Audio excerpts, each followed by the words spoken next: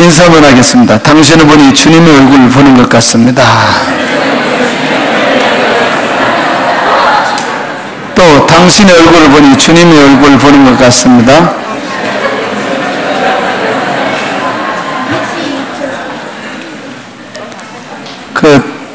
오늘 약속대로 참모총장 이취임식 하는 데 갔다 왔는데 많은 내용들이 있는데 다 얘기할 수는 없고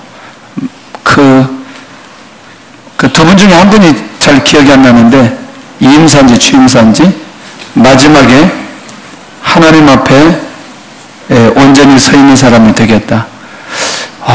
이거 지금 전체 매스컴 수많은 TV 카메라 그리고 그 많은 사람들 앞에서 그 얘기하는 걸 보면서 야 정말 멋있다. 저 정도 되니까 하나님께서 세워주시는구나. 야, 이 땅에 멋있는 분들이 많이 있구나. 진짜 이런 분들은 사람들에게 영향을 주는 사람이구나 라는 사실을 느끼게 되었습니다. 사람마다 각기 다른 형태로 우리가 살아가지만 사람들을 매우 아프게 하는 사람이 있어요. 있어요? 있어요. 제가요 집에서 이렇게 대화를 나누면 제가 뭐라고 한마디 툭 던지면 말이 너무나 무겁대요. 한 100kg 정도 나가나 봐요. 굉장히 무겁대 제 말이. 그래서 참 고민되기도 하고 그렇다고 해서 아무 말 안 할 수도 없고. 여러분들도 그렇게 느껴요? 무거워요? 제가 얘기하면? 그럼 내가 회개해야 되겠네. 마음이 막 아프고 너무나 힘들어요? 무겁기는 한데 아프지는 않다. 좋은 거네요, 그거는. 자, 그 다음에 사람을 기쁘게 하는 사람이 있어요. 그 사람만 만나면 어때요? 정말 재밌어요. 꼭 이런 사람이 또 공동체 안에 있죠.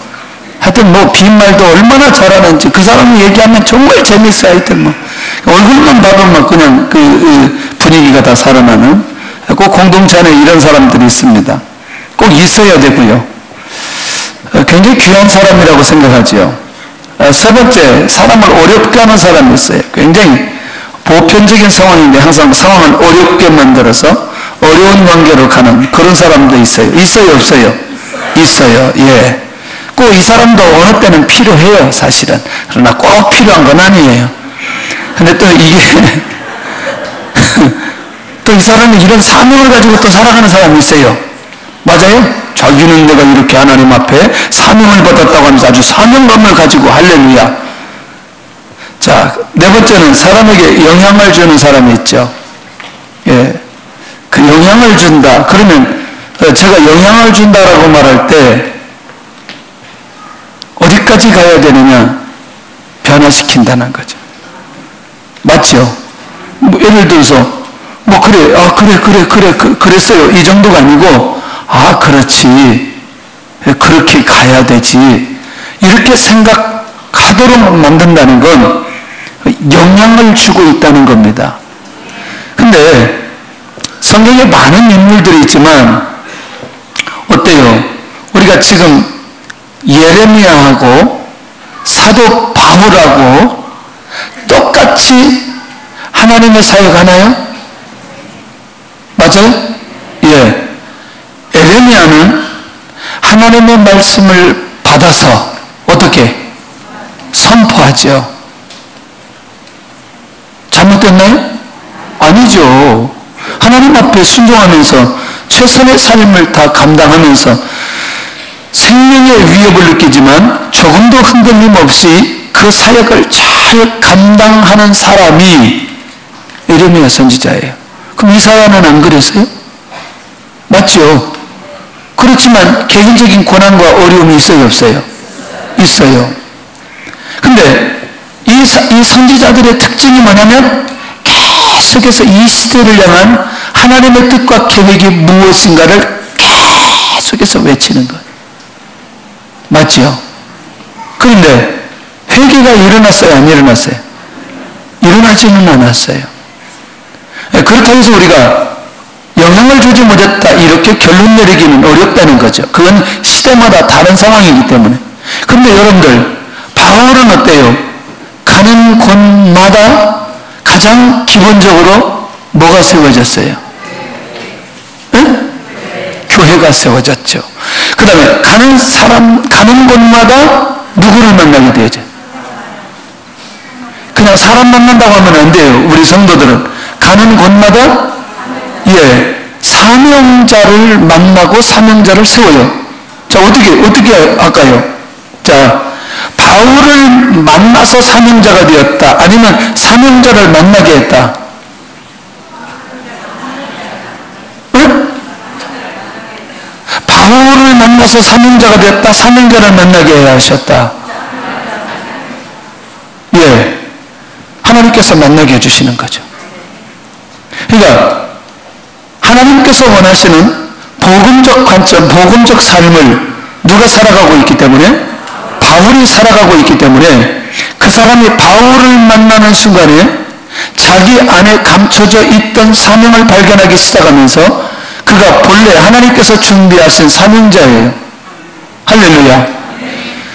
이게 굉장히 놀라운 거죠. 그러면 사도 바울 사역 속에 거의 이렇게 복음으로 영향을 받아서 하나님의 사람들이 세워진 걸 우리는 지금 믿고 있어요.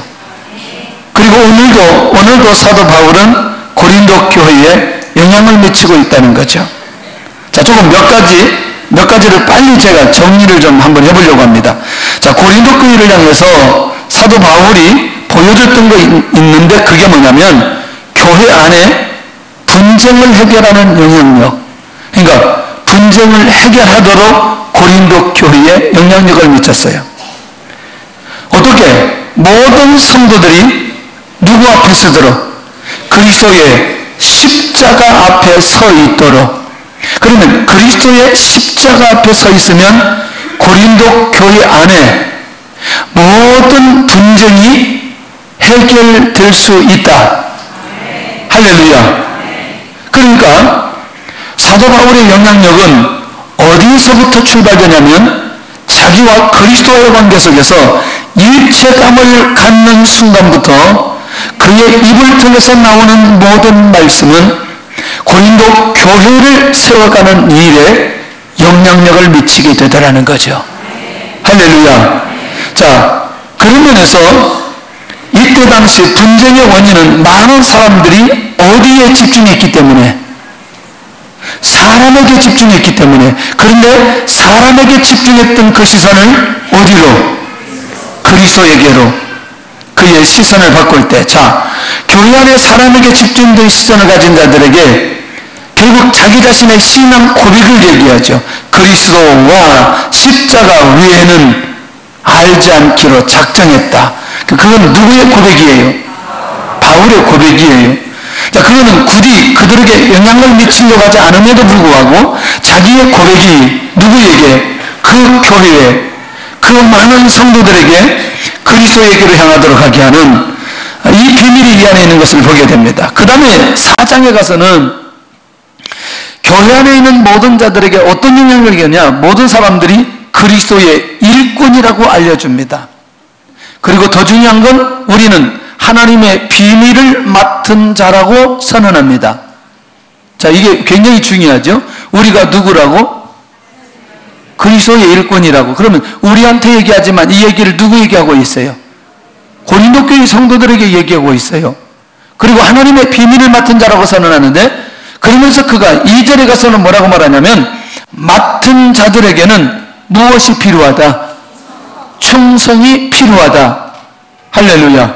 그러면 이 말씀에 집중하는 사람들은 반드시 그리스도에게, 주님에게 뭐하게 되어진다?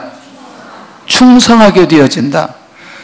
그러면 이렇게 보면 어때요? 사도 바울이 계속해서 이렇게 고린도 교회에 일꾼들을 세우게 되어지는데 자기는 그렇게 살지 않고 고린도 교회 성도들에게만 요구하고 그러지는 않는다는 얘기죠. 이렇게 그가 이 고린도 교회에 영향력을 주는 것은 자기도 그렇게 살아가고 있기 때문에 자기가 살아갔던 삶의 원리를 누구에게? 고린도 교회 성도들에게 계속해서 선포하고 있는 것을 보게 된다는 거죠. 교회 안에 음행하는 자들에게 어떤 영향력을 미치게 되느냐? 반드시 그런 상황들이 벌어졌을 때는 영적으로 분별하고 사단에게 내어주지 않도록 깨어 있어라. 할렐루야. 이것도 이 말씀을 받으면 사람을 구분할 수 있고 영분별하게 되어지고, 그리고 사단에게 우리의 육체를 내어주지 않도록 깨어 있을 수 있다. 할렐루야. 영적인 공동체가 영적으로 건강하게 가는 길을 이 사도 바울이 5장에서 그렇게 제시하고 있는 것을 보게 된다는 것이죠. 그러니까 결국 그렇게 살지 않았던 것에 대해서 고린도 교회를 책망하거나 율법으로 정죄하거나, 그리고 그들의 잘못된 것을 지적해서 그들 하여금 힘들게 만들려고 하는 게 아니고, 그들이 바울의 편지를 통해서, 바울의 이 고백을 통해서, 바울의 이 권면을 통해서 교회가 회복되기를 원하는 마음이 바울 안에 있다는 것이죠. 할렐루야. 자, 다섯 번째 뭐냐면 6장에 가서는 교회 안에 다툼의 문제가 생겼을 때에 결국 교회 안에서 일어났던 문제는 반드시 어디에서 해결하라? 교회 안에서 해결하라. 할렐루야. 왜? 그 문제를 해결할 수 있는 그런 지혜와 그런 지식과 그런 말씀과 그런 신앙의 양심이 누구에게 있다? 그리스도인들에게 있다. 그러니 그것을 판단하고 해결할 수 있는 것들을 이미 하나님께서 모든 교회와 모든 성도들에게 다 허락하여 주셨다. 할렐루야. 굉장히 중요한 것들이죠. 여섯 번째 보니까 가정에서 건강한 영적 부부에게는 어떤 영향력이냐? 남편과 아내가 자기 몸을 주장하지 못하도록 권면하는데, 가정의 공동체가 회복될 때에 어디 공동체가 회복된다? 교회의 공동체가 회복되어진다. 할렐루야. 그래서 교회가 건강하도록 하기 위해서는 가장 먼저 어디가 건강해야 된다? 가정이 건강해야 된다. 가정이 건강하려면 개인적인 영적인 삶이 건강하게 되면 가정이 건강해야 되고 교회가 건강하게 되고 결국 나라와 민족이 건강하게 되어질 수 있다. 자, 이 말씀을 받으면 여러분들, 이게 1세기에 기록된 말씀인데 2000년 동안 이 말씀은 계속해서 우리가 묵상되어지고 또 우리가 그 말씀대로 살려고 애를 쓰고, 그리고 할 수만 있는 대로 이 말씀의 원리 따라 살아가려고 하는 의지들이 우리 안에 생기게 되는 것을 보게 된다는 거죠. 어떻습니까 여러분들? 고린도서를 읽을 때마다 교회 안에 개인적으로 관계에 있어서 고민되어질 때마다 우리의 신앙의 기준점을 바로잡을 수 있는 기회가 되나요? 되나요? 그러면 우리도 그 말씀을 통해서 영향을 받았다고 말할 수 있는 것 아니겠냐는 거죠. 이렇게 한 장 한 장 성경 한 장을 기록하면서 편지하면서 사도 바울은 그냥 외치는 말씀이 아닌 고린도 교회가 그 말씀대로 살아 회복되기를 원하는 마음이 바울 안에 있었던 것을 보게 된다는 것이죠. 우상 애가 저런 애는 아니죠. 예. 집에 가서 지적하지, 아니 집에가 아니라 또 문자로 저한테 보내고 막 그러지 마세요. 나도 틀린 거 잘 알고 있기 때문에. 나는 굉장히 고민하면서 이걸 치지만 꼭 치고 나면 이 오타가 있어요. 예, 혹시라도 이것 때문에 마음에 부담이 많이 오는 분들은 좀 와서 점검 좀 해주세요. 나도 내가 볼 때 이게 하다 보면 잘 안 띄어요, 눈에. 한 번 더 보는데도 눈에 안 띄어요. 그래서 이것 때문에 마음에 힘든 분들 꼭 오셔서 점검을 좀 해주시기를 바랍니다. 할렐루야.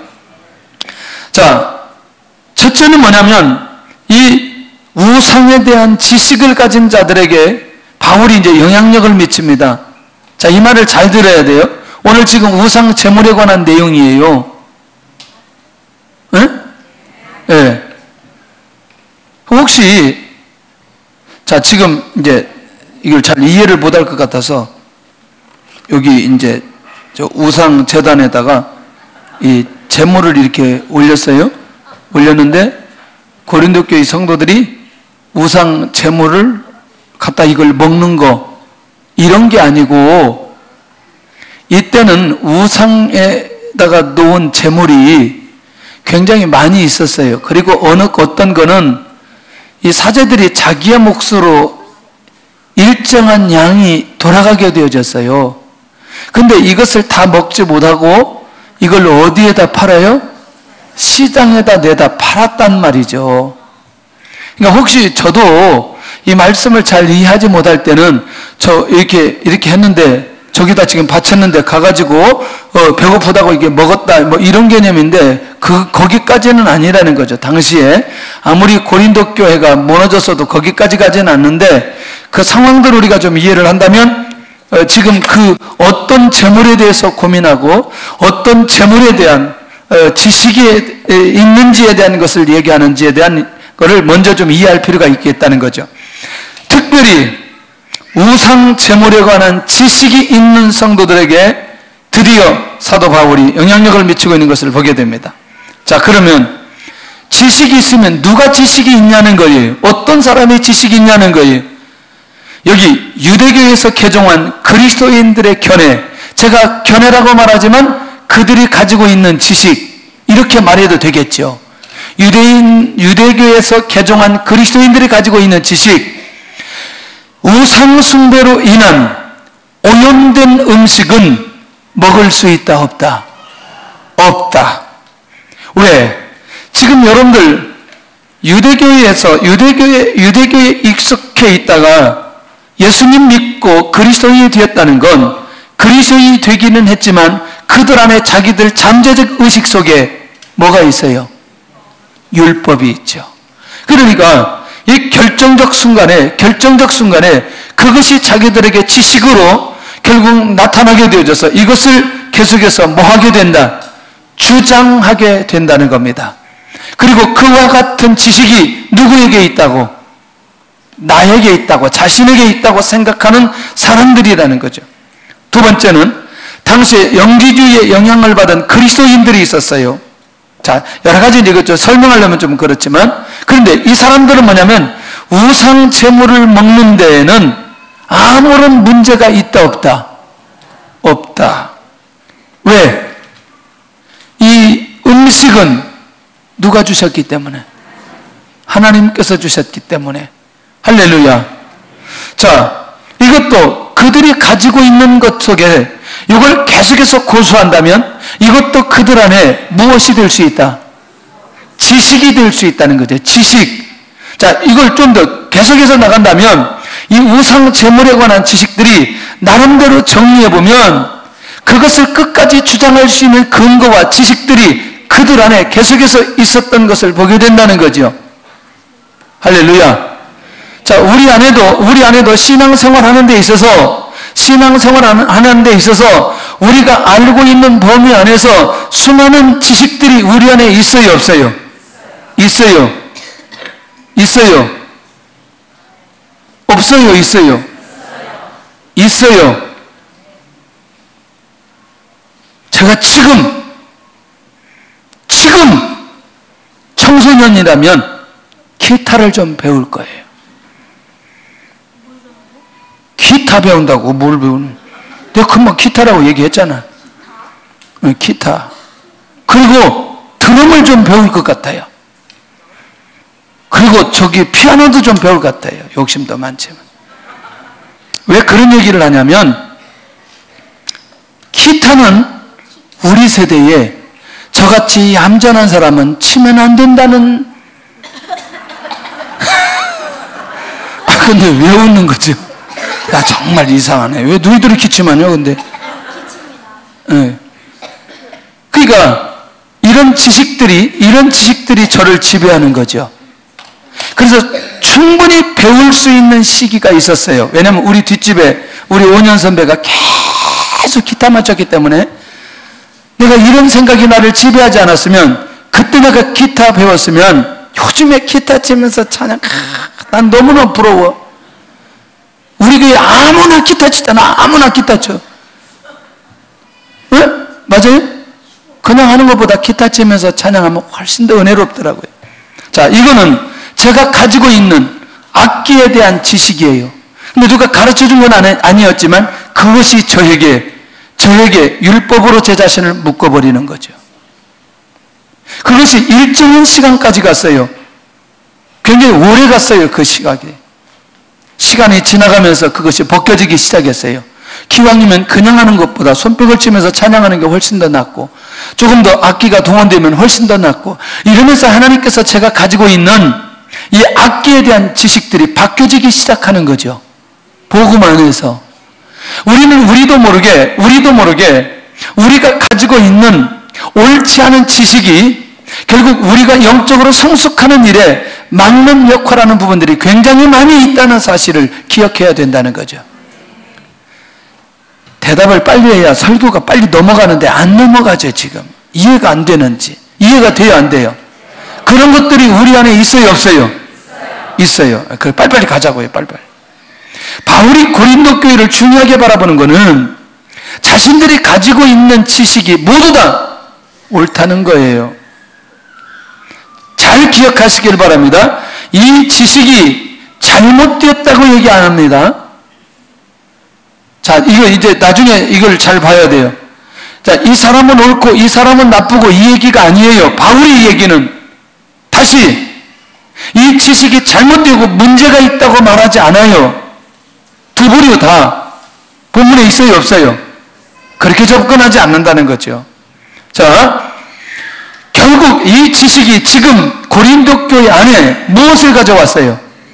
분쟁을 가지고 왔어요. 그러니까 문제가 생겨버린 거죠. 왜? 우상 제물에 먹어도 된다, 먹으면 안 된다. 그러니까 이게 이럴 문제가 아니고, 이 교회가 나뉘어져서 분쟁이 될 수 있는 문제가 아닌데, 이게 지금 교회 안에 하나 되지 못하는 모습으로 드러나는 이것을 사도 바울이 매우 중요하게 바라보면서 이 교회가 어떻게 하든지 하나 될 수 있는 방안을 사도 바울이 기도하면서 편지의 내용 속에 들어가고 있는 것을 보게 된다는 거죠. 그런데 그들이 가지고 있는 이 지식이 신앙의 가장 궁극적인 그 문제를 해결한다, 해결하지 못한다? 해결하지 못하고 있다는 거죠. 예. 만약에 그 지식이 그렇게 중요한 것이라면 고린도 교회 성도들과 고린도 교회 안에 있는 교회의 문제들이 이 안에서 해결되어야 되는데 그게 해결되지 못하고 있다는 것이죠. 왜? 바로 이게 두 번째가 중요한 거죠. 그들 안에 무엇이 없다는 거예요? 사랑이 없다는 거죠. 이 사랑은 두 가지 의미가 있기 때문에 살펴봐야 돼요. 자, 고린도 교회에 필요한 것은 지식보다 지금 뭐가 더 필요하다? 사랑이 더 필요하다는 사실을 알려주고 있다는 것이죠. 자, 지식으로 접근하나요? 그렇지 않지요. 뭘로 접근해요? 그들의 중심 안에 무엇이 없음을 확인시키는 거예요. 사랑이 없음을 확인시키고 있다는 거죠. 지금은 뭐냐면 서로에게 덕을 세우는 사랑, 이 사랑은 조금 이따 나오겠지만 사람이 하나님을 사랑함과 동시에 하나님의 은혜가 임하여지게 될 때에 결국 우리 안에 누구를 수용하게 된다? 사람을 수용하게 된다는 거죠. 자, 이해되나요, 이제? 예. 그러니까 그 지식이 필요하고 중요한 지식인 건 사실이나 그것이 교회 안에 너무나 자기 것들로 주장하다 보니 교회 안에 하나 되지 않고 또다시 나뉘어져 가는 이 상황을 어떻게든지 사도 바울은 하나 되도록 해야 되는데 그들의 영향을 미치기 위해서는 그들 안에 지금 무엇이 없음을, 사랑이 약화되어졌음을 사도 바울이 얘기하고 있는 것을 보게 된다는 거죠. 그래서 사도 바울은 사랑의 깊은 의미를 통해서 고린도 교회에 영향력을 미치게 하고 있다는 거죠. 자, 다시 바로 이 얘기죠. 무슨 얘기냐면 사랑은 지식을 가진 만큼 만족과 자랑을 추구하지 않는다는 거죠. 자, 이 말 이해되나요, 지금? 지식이 충만한 사람하고 사랑이 충만한 사람하고, 자, 지식은 누가 보여져요? 다시, 지식은 누구만 보여져요? 자기만 보여져요. 사랑은 누구만 보여져요? 사람만 보여져요. 다시, 지식은 누구만 보여지지만, 자기만 보여지지만, 사랑은 누구만 보여져요? 다른 영혼들. 자, 이제 좀 정리가 되나요? 그러니 바울 사도는 이 사랑이라고 하는 비밀이 이 고린도 교회 성도들 안에, 그것이 그들 안에 있어야 되겠고, 이 사랑을 통해서 그들이 가지고 있는 이 지식의 문제를 어떻게 해서든지 해결해야 될 필요가 있다는 얘기죠. 그러니까 반드시 지식은 무엇과 결합해야, 사랑과 결합해야 무엇을 줄 수 있다? 영향력을 줄 수 있다. 할렐루야. 여러분들, 나중에 죄라고 하는 얘기가 나오는데, 죄라고 하는 얘기가 나오는 건 우상 제물을 먹은 것 때문에, 안 먹은 것 때문에 죄라고 말하지 않아요. 사도 바울이 그렇게 접근하지 않는다는 거죠. 진짜 중요한 건 그 안에 사랑이 있었을 때에, 그 사랑이 무너지고 그 사랑을 왜곡하게 되어질 때에 결국 그것을 죄라고 얘기하지, 이 지식 자체를 가지고는 죄라고 얘기하지는 않는다는 얘기예요. 그러니 우리 안에 신앙생활하는데 가지고 있는 모든 지식은 그 안에 반드시 뭐가 있어야 될 때, 사랑이 그 안에 있을 때에 영향력을 주고 그 공동체가 하나 될 수 있다는 사실을 사도 바울이 가르쳐주고 있다는 것이죠. 할렐루야. 왜? 사랑과 결합된 지식은 반드시 영혼을 살려내게 되어져 있다는 것, 영혼을 회복시키게 되어져 있다는 거죠. 이게 굉장히 놀라운 비밀이죠. 그러니까 이 사랑이라고 하는 것을 통해서 고린도 교회들 안에 나뉘어진 마음 안에 누가 보여지도록, 서로의 사람들이 보여지도록 하기 위한 그 중심이, 그 깊은 의미가 바울 사도 안에 있는 것을 보게 된다는 거죠. 그러면서 그렇게 하기 위해서는 가장 먼저 사람이 누구부터 사랑해야 돼요? 누구부터 사랑해야 돼요? 하나님을 사랑해야 된다는 거죠. 여러분들 죄송하지만 우리의 의지로 사람을 사랑하는데 그게 얼마나 오래 갈까요? 하나님께서 하나님을 사랑하는, 그리스도를 사랑하는 그 사랑이 오늘 나에게 되돌려 돌아왔을 때에 사랑할 수 있는 원동력, 삶의 근원이 되어서 사랑할 수 있도록 그렇게 해주지 않느냐는 거죠. 자, 우리가 하나님을 사랑하면 하나님께서도 그 사람을 아신다는 거죠. 할렐루야. 그리고 하나님의 사람으로 인정한다는 거예요. 할렐루야. 이 사람을 올바른 지식을 지닌 사람으로 인정하게 된다는 거죠. 누구를 사랑하게 될 때? 하나님을 사랑하게 될 때. 할렐루야. 사랑이 없는 지식은 고상할지라도 뭐가 없다? 영향력이 없다는 거예요. 뭐가 없다? 영향력이 없다. 그러니 결국 영향력이 있으려면 반드시 그 지식과 사랑이 결합되어야 될 필요가 있다. 자, 그럼 이렇게 정리하면 어때요? 자, 우상 제물을 먹으면 안 된다 라고 하는 것도 그 안에 무엇이 있으면, 할렐루야, 영혼 살릴 수 있나요? 우상 제물 먹어도 된다 이렇게 주장해도 그 안에 뭐가 있으면, 사랑이 있으면 영혼들을 살릴 수 있다? 이제 중심을 이해할 수 있겠나요? 그러니까 사도 바울은 그들이 가지고 있는 것이 과연 지식 위주로 가면서 결국 그 지식을 주장하느냐, 아니면 그거 가지고 지금 영혼을 살리느냐, 영혼을 회복시키느냐, 이걸 보고 있는 이 사도 바울의 눈이 얼마나 놀라우냐. 그러니까 하나님과 사람을 사랑하는, 사랑이 없는 지식의 가치는 뭐가 있다? 없다? 의미가 없다. 그러니까 하나님도 사랑하고 사람을 사랑하는 이 사랑이 없는 지식의 가치는 의미가 없다는 거죠. 결국 누구를 드러나기 위해서, 누구를 드러나기 위해서, 누구를? 자기를. 누구를? 자기를. 한번 따라서 합시다. 사랑이 없는 지식은 고상할지라도 영향력이 있다. 영향력이 있다? 없다. 할렐루야. 자, 우상은 이렇게 이제 정리를 해줍니다. 왜냐하면 이것만 얘기하면 안 되니까. 자, 바울이 이제 정확하게 이제 정리를 해줘야 되지 않겠어요? 우상에 대해서. 우상은 성도에게 있어서, 따라서 합시다, 아무것도 아니다. 우상의 제물도 성도에게 있어서 아무것도 아니다. 이렇게 갈 수 있는 거죠. 우상이 아무것도 아닌데. 맞아요? 예. 근데 이걸 풀어가는데 사도 바울이 어떻게 풀어가는지를 이해할 필요가 있다는 거죠. 자, 우상 세상이 아무것도 아니다. 하늘이나 땅에 많은 신이 있어도 그것이 하나님 앞에 아무것도 아니다.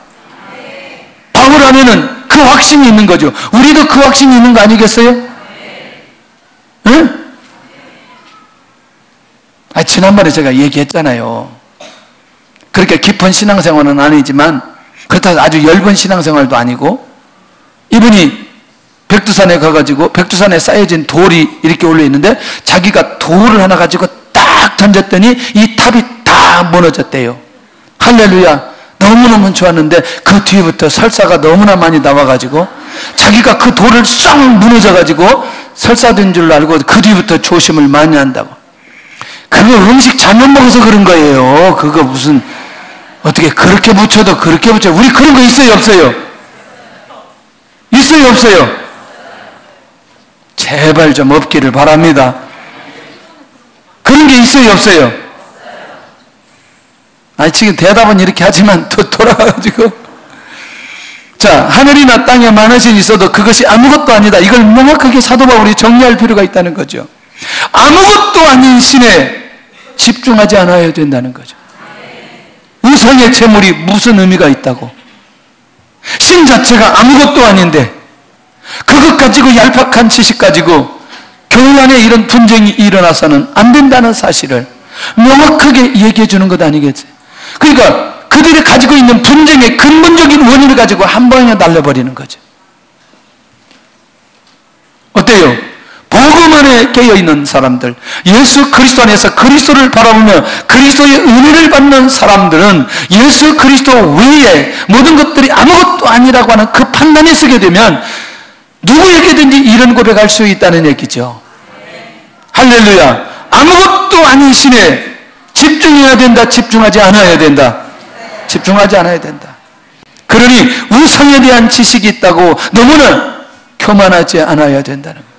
그들 안에는 지식의 문제가 아닌 사랑의 결여가 그들 안에 문제라는 사실을 가르쳐주고 있다는 거죠. 그러면 여기에서 끝나지 않죠. 바울 사도가 그리스도인들에게는 우상보다 전능하신 누가 계신다? 하나님이 계신다. 우리에게는 한 하나님 아버지가 계신다. 할렐루야. 인정하시나요? 모든 만물이 그에게서 나왔고 모든 만물이 그를 통해서 존재한다. 누구의 고백이에요? 바울의 고백이에요. 지금 무슨 얘기하다가 여기까지 가는 거예요? 자, 우상 문제 얘기하다가 우상에 관한 얘기를 명확하게, 우상의 제물에 관한 얘기하다가 그 다음에 우상에 관한 얘기를 명확하게 정리해놓고, 그리고 내가 믿는, 내가 바라보고 내가 경배하고 내가 은혜 받는 그 하나님께 대한 분명한 고백을 사도 바울이 하고 있는 거 아니냐는 거죠. 그러면 우리도 하나님의 이름을 위하여 있다는 거예요.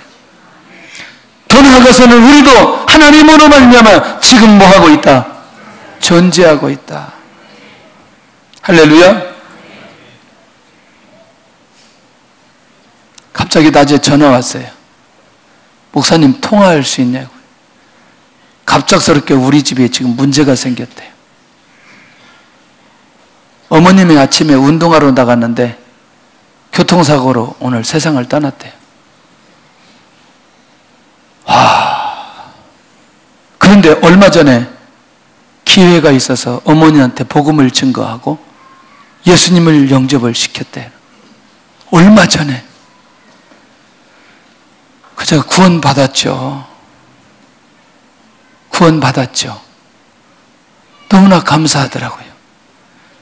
교통사고 난 게 감사한 게 아니고 이미 이런 일이 있기 전에 복음을 증거하고 복음을 받고 구원받게 하셔서 얼마나 감사해요. 근데 시댁은 아무도 믿지 않는다는.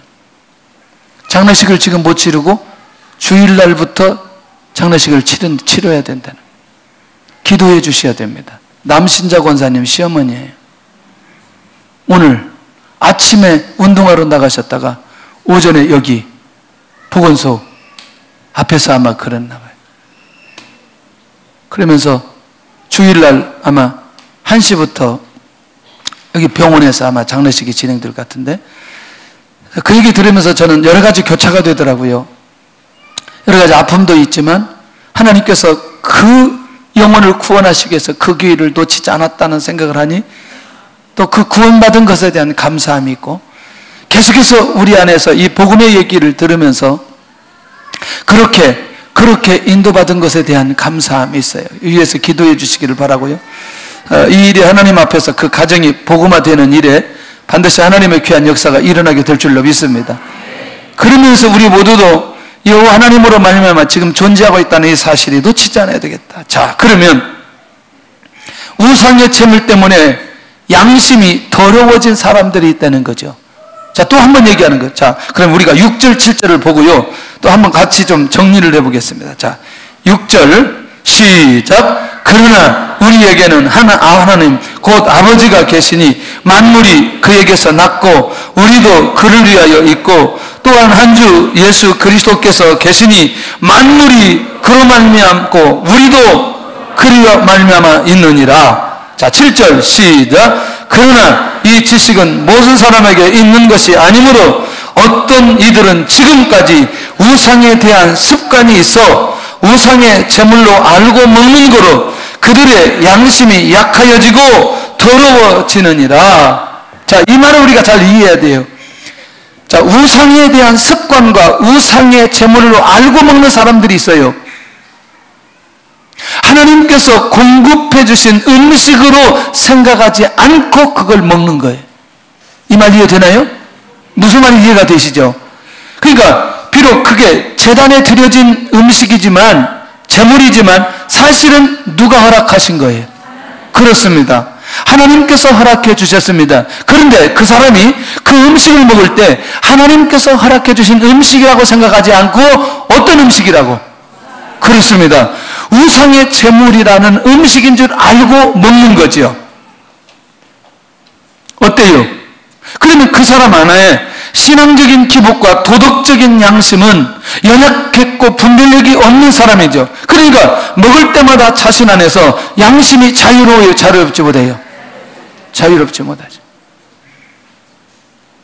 더러워진다는 말의 의미를 잘 이해할 수 있기를 바랍니다. 할렐루야. 그러니까 계속해서 우상의 제물을 먹을 때마다 이 사람의 마음은 어때요? 매우 힘든 거죠. 왜? 이건 어떤 음식인데? 이건 우상의 제물인데. 그가 가지고 있는 그 지식이 자기 자신을 매우 힘들게 만들고, 그리고 그 양심을 더욱더 더럽게 만들면서 그 먹는 것에 대해 자유함을 갖지 못하는 이 상황에 대해서 사도 바울이 명확하게 정리하고 있는 것을 보게 되더라는 거죠. 그럼 뭔가 정리되는 거 있나요? 모든 음식은 누가 허락해 주신 것이다. 하나님께서 허락해 주신 것이다. 라고 하는 이 부분에 대한 확실한 자유함이 우리 안에 있기를 바랍니다. 그러니 음식은 그렇다고 해서 우리를 하나님 앞에 내세우지 못한다. 다시 말하면 그렇다고 해서 음식을 먹고 먹지 않음에 의해서 우리 신앙의 삶에 영향을 주지는 않는다는 거죠. 맞아요? 굉장히 중요한 거죠. 그러니까 명확하게 사도 바울이 복음 안에서 이것을 기가 막히게 정리하고 있다는 사실이 매우 중요하다는 거죠. 할렐루야. 할렐루야. 혹시 고기 못 먹어서 오늘 매우 힘든 분이 계세요? 응? 혹시 오늘 아무것도 못 드셔서 힘든 분이 계세요? 하나님의 관계가 문제가 생겨요? 하나님 살아계시면 오늘 나한테 고기 내가 이렇게 먹고 싶은데 고기를 안 주시고 이렇게 나를 쫄쫄 굶길 수 있습니까? 그러시면 어떤 분 계세요? 진짜 그런 분들 계시기도 하죠. 어느 경우에 정말 먹는 것이 힘들어서 그런.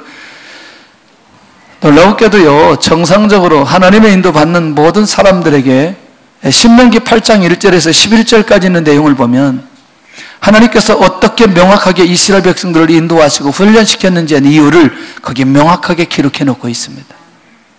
아마 그거 묵상해 보시면 이 먹는 문제를 하나님께서 어떻게 해결하시고 왜 그런 기회를 주셨는지, 하나님의 말씀을 지키는지 지키지 않는지 확인하기 위해서, 훈련하기 위해서 그 내용이 거기 나와 있습니다. 자, 그 다음에 믿음이 있어 우상의 음식을 먹는 사람들에게는 이제부터 중요하다는 거죠.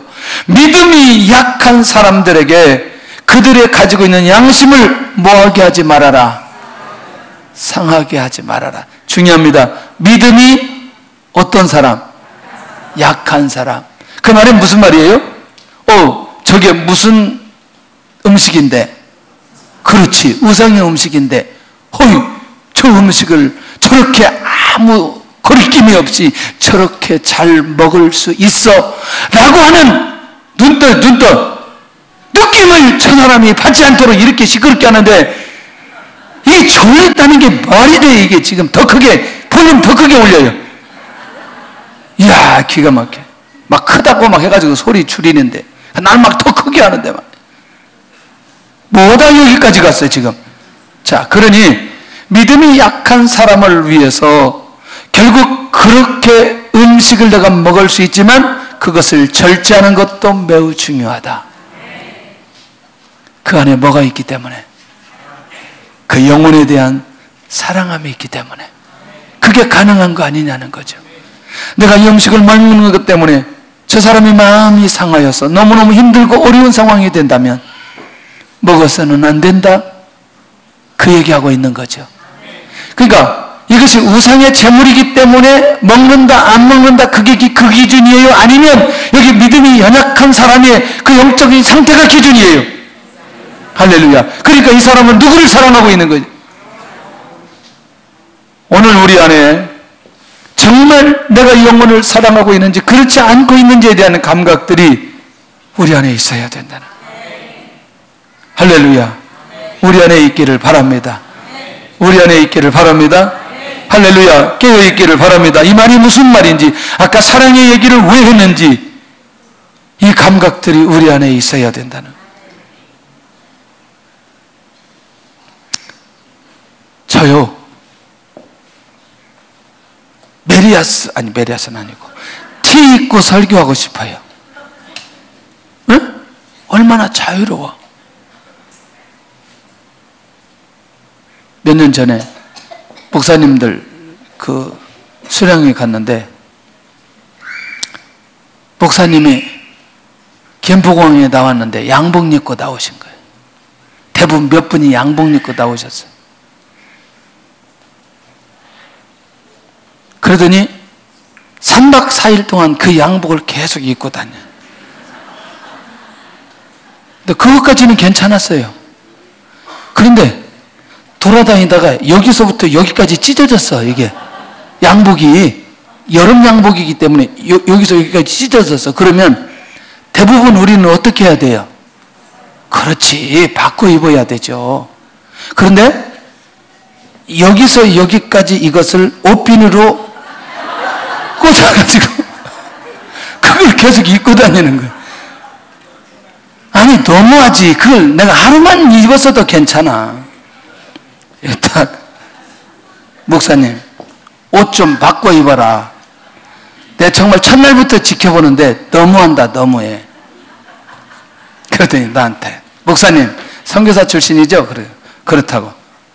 목사님 그 설교할 때 옷 입고 이렇게 넥타이 메고 옷 입고 설교해요? 아니면 티 입고 설교해요? 아니 이래봬도 내가 그래도 목회자인데 난 정상적으로 이렇게 하죠. 아니 내가 말이야 선교사들 봤더니 계속 막 제대로 옷도 안 입고 막 대충 설교하고 막 한참 막 그러는 거예요. 아, 이분이 뭔가 철학이 있구나. 이게 누구냐면 최소연 사모 시아버지예요.